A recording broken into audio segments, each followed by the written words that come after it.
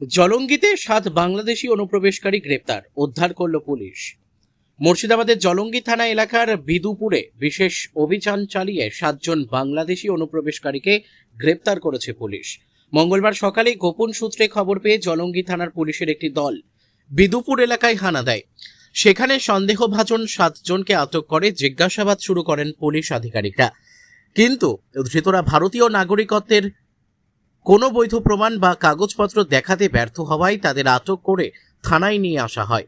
ধৃতদের কাছে ভারতে থাকার মতো কোনো বৈধ নথিপত্র ছিল না বলে পুলিশ সূত্রে জানা গিয়েছে।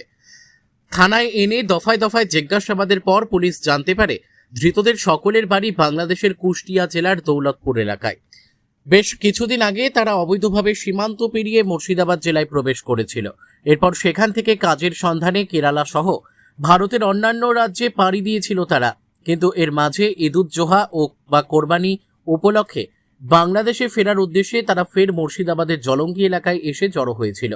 প্রাথমিক তদন্তে পুলিশের অনুমান, জলঙ্গির সীমান্ত এলাকা ব্যবহার করে তারা বাংলাদেশে ফিরে যাওয়ার ছক কষছিল। কিন্তু তার আগেই পুলিশ অভিযান চালিয়ে তাদের গ্রেপ্তার করে।